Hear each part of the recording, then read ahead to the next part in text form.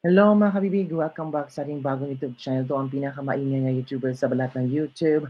Ako si Kabibig, maglebak-lebak na dyan with evidence. Ano na ito kabibig? Para yatang walang nagawa si Garma, walang nagawa ang Quadcom, walang nagawa si Kerwin Espinosa.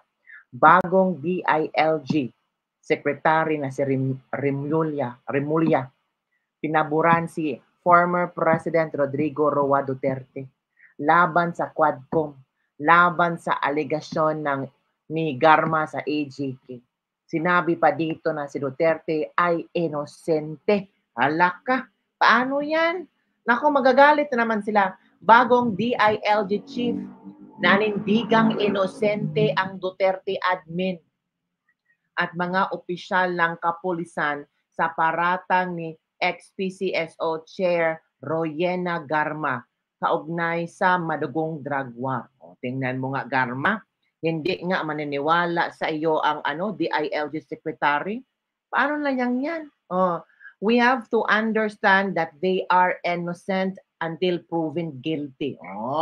Innocente sila until proven guilty. Sabi ni DILG Chief Remulla.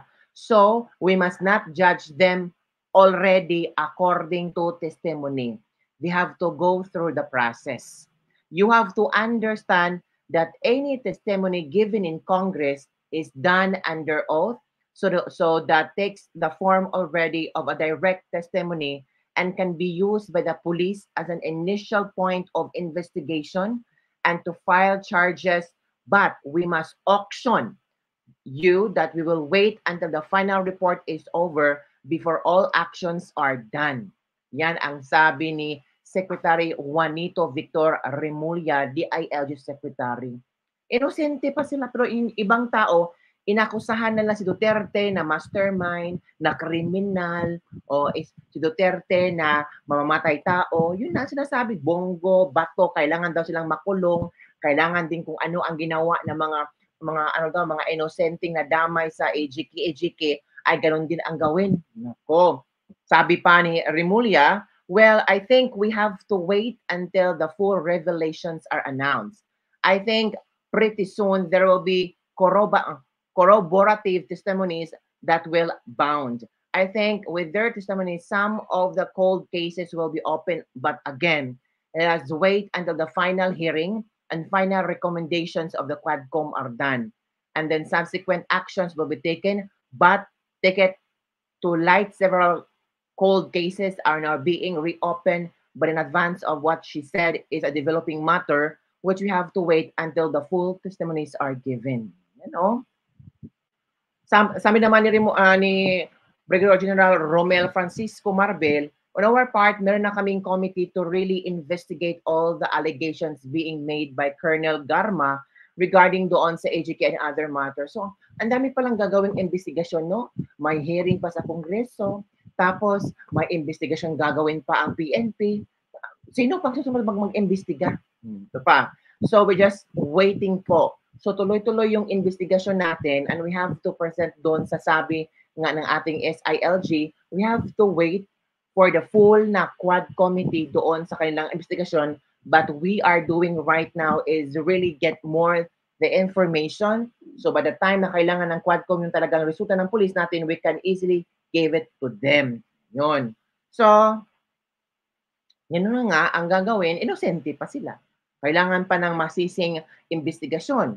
Di ba, kabibig? Pero yung iba, sinasabi nila na, ay nako, kasalanan ni Bongo yan. Binayaran ni Bongo ang dapat. Ganito, ganyan daw.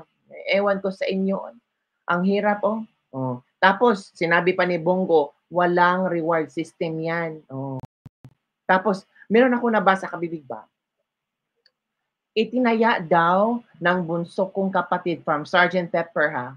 Itinaya ng bunso kong kapatid ang buhay niya sa nga drug raids. Tapos ganito lang nasayang lahat dahil sa bangag na administrasyong ito.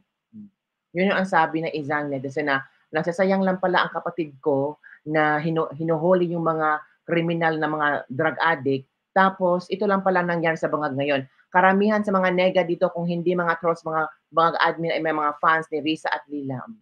Nakakalungkot ang nangyari at nakagalit ang gobyernong bangag. tiisin natin hanggang magkaroon ng bagong presidente. Hopefully, si Inday Sara yon. EJK, war on drug is illegal daw. Illegal sa imong mata kung bogo ni mo. Hala. Akala mo naman na wala ang droga dahil sa war on drugs. Di mo alam na nagpatupad ng WOD ay Lord of Drug Lord. Oh, ang nagpatupad na ng drug on war are ang si Duterte daw, sabi nila. Ito ha, pakinggan natin si Senator Bato kung ano ang gagawin nila sa mga chismusang palaka na ito. Ito ano na ang next move na Senator Bato de la Rosa? Mag-iingat. Reporter nagtanong kung authorized ba ni PRRD ang EJK. So, panoorin natin ha, para masagot yan. Kasi yung iba nasasabi na si Duterte talaga ang dapat nating ikulong. Paano na ngayon ang ICC? Hindi gusto papasokin ni Marcos. Baka si Marcos maunay sa ICC. Ito na kabibig ha. Wala naman siyang sinabi na, may sinabi ba siya na patayin mo ito? Wala pong ganong abogado po si dating Pangulong Duterte. Dati po siyang prosecutor. Hindi siya nagbibigay po ng instruction na illegal. So wala siyang inutusan na patayin mo ito. Wala po siyang inutusan ganon. Sa pagkarinig ko, wala po. Alam niya po anong legal.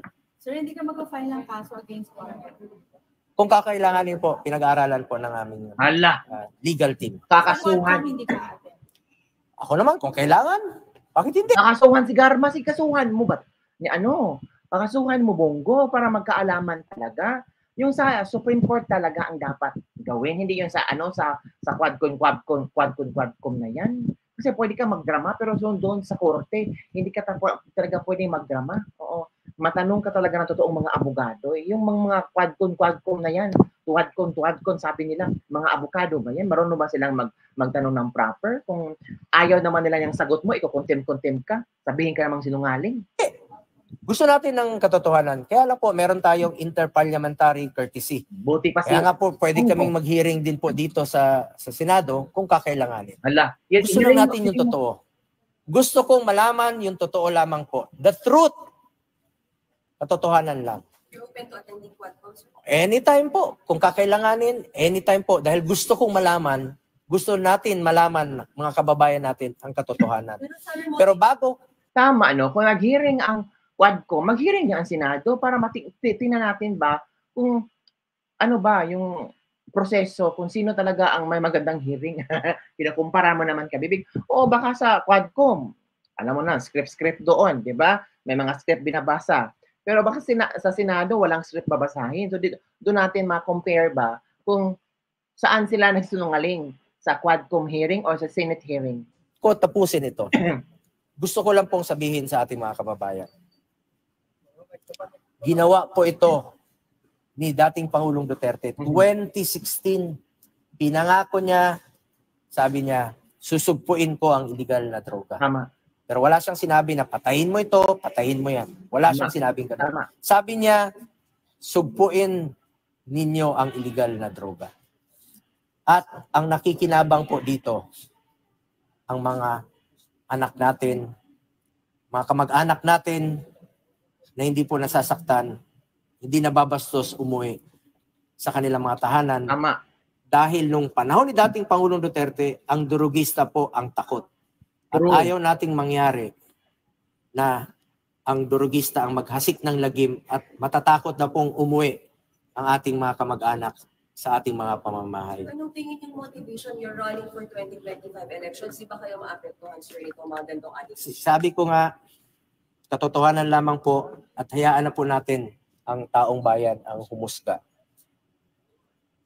Kung ginawa ni dating Pangulong Duterte ang kanyang trabaho noong 2016 up to 2022, kayo na po ang humusga.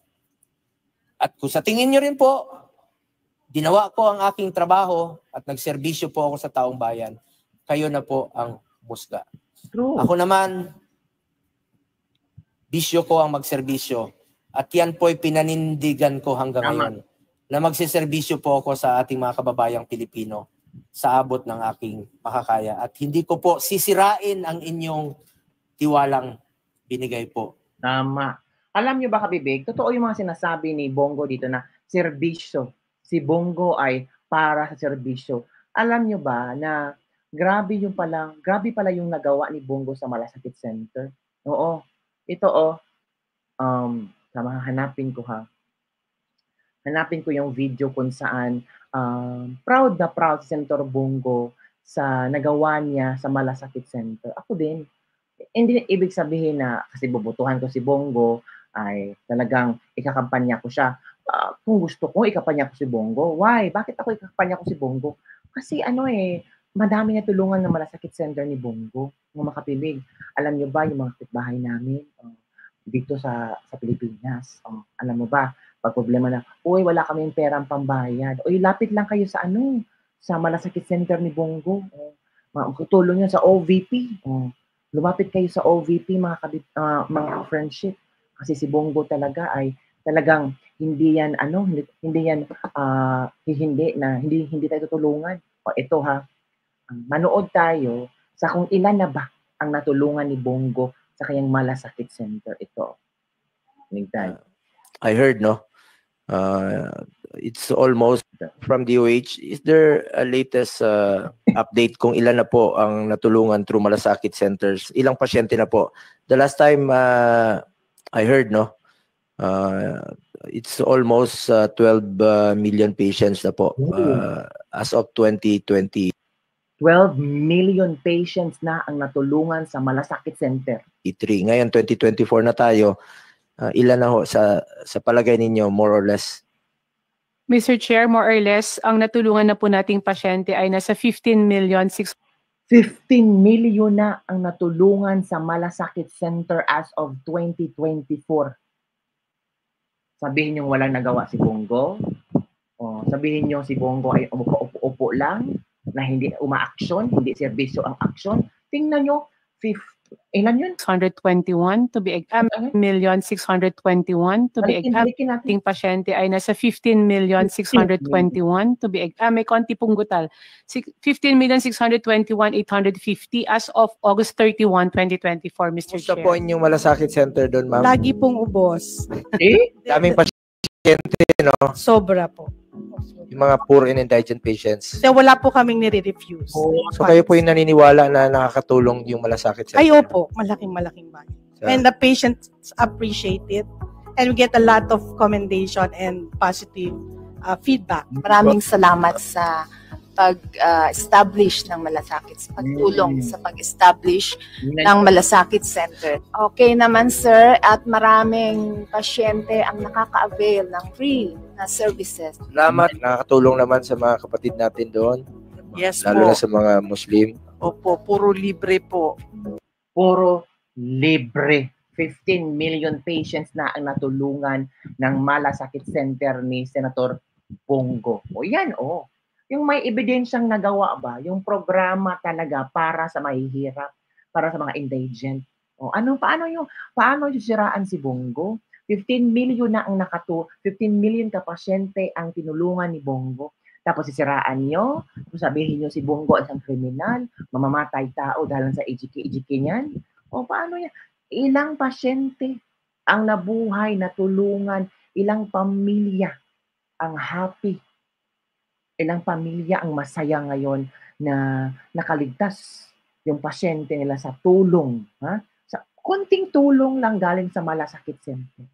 Hindi ba nakakahiya, no? Nasabihin natin si Bongo ay isang kriminal. Tapos yung paryente mo pala o yung kapatid mo o yung friends mo ay natulungan ng Malasakit Center. Imagine 15 million ng pasyente ang natulungan ng Malasakit Center. Nakakahiya naman kung gano'n, no?